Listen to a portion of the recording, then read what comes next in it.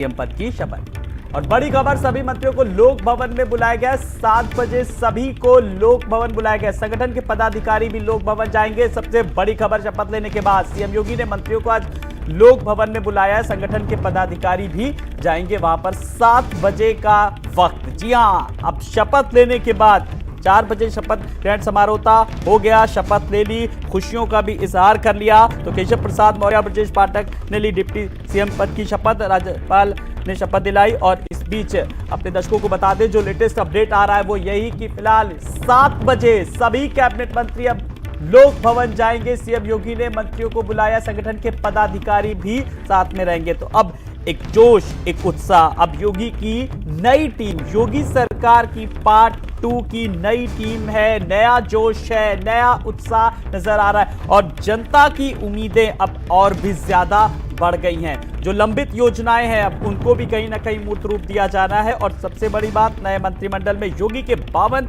मंत्रियों ने ली मंत्री पद की शपथ, जिसमें 18 कैबिनेट, 14 राज्य मंत्री स्वतंत्र प्रभार और 20 राज्य मंत्री बने हैं। सबको संगठन के पदाधिकारी भी लोक भवन बुलाए गए और इन सबको 7 बजे कैबिनेट मंत्री भी इसमें बुलाए गए हैं। आपको बता दें कि संगठन के पदाधिकारी भी, तो कैबिनेट मंत्री लोक भवन बुलाए गए हैं आज शाम को 7 बजे। बड़ी खबर, तो यूपी में फिर योगी राज। योगी आदित्यनाथ ने ली लगातार दूसरी बार सीएम पद की शपथ। हर तरफ अब बधाइयों का सिलसिला जारी है। पीएम मोदी भी इस दौरान मौजूद रहे। और इस वक्त जो बड़ी खबर निकल करके आ रही, संगठन के पदाधिकारियों को भी फिलहाल लोक भवन बुलाया गया। 7 बजे कैबिनेट मंत्री को लोक भवन बुलाया गया है। साथ ही साथ संगठन के पदाधिकारी भी लोक भवन बुलाए गए हैं। तो आज का जो शपथ ग्रहण समारोह था, अपने आप में ऐतिहासिक। अनूप हमारे संवाददाता जुड़ गए। अनूप, 7 बजे कैबिनेट मंत्री लोक भवन बुलाए गए हैं, क्या कुछ लेटेस्ट अपडेट इस वक्त?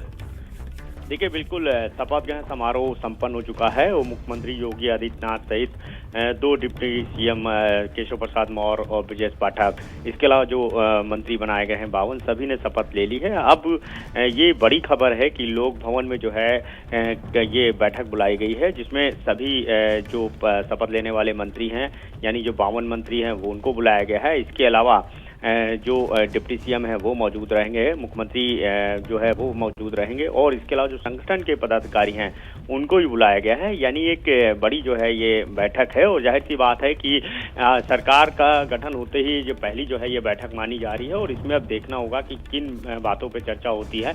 हालांकि जाहिर सी बात है कि जो डिप्टी सीएम बनाए गए हैं, इसके अलावा जो मंत्री बनाए गए हैं, तो उनसे बातचीत की जाएगी। और तमाम, क्योंकि बीजेपी का शुरू से ही जो है हमेशा एक सिस्टम रहता है कि वो बैठती नहीं है, कंटिन्यू उनको काम करने का जो संकल्प लिया है उसके तहत वो लगातार काम करते हैं। तो ये एक बड़ी खबर है कि लोक भवन में जो है 7 बजे ये बैठक बुलाई गई है, जिसमें संगठन के पदाधिकारी भी शामिल रहेंगे। इसके अलावा जो 52 जो मंत्री हैं जिन्होंने शपथ ली है वो रहेंगे। जो दोनों डिप्टी सीएम है केशव प्रसाद मौर्य और ब्रजेश पाठक, वो यहाँ मौजूद रहेंगे और मुख्यमंत्री की अध्यक्षता में ये बैठक होगी। अब देखना होगा कि इस बैठक में क्या निकल करके आता है। लेकिन जाहिर सी बात है क्योंकि शपथ ग्रहण संपन्न हुआ है, आज ही जो है सरकार 2 का गठन भी हुआ, योगी सरकार का गठन हुआ है।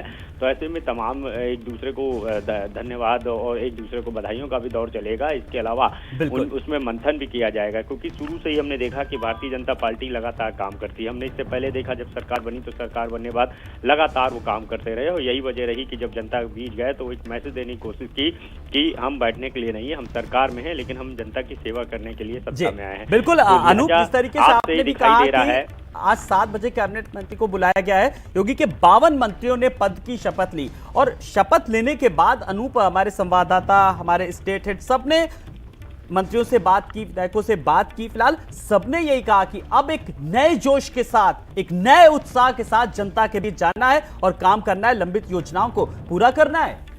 देखिए, बिल्कुल अभी जो भारतीय जनता पार्टी का यानी जो सरकार का जो मैनिफेस्टो था उसमें तमाम जो है वो वादे किए हैं भारतीय जनता पार्टी ने और उन वादों पर खड़ा होने का, उन वादों को पूरा करने का संकल्प भी लिया है। तो जाहिर सी बात है कि पूरी एक बड़ी जिम्मेदारी है।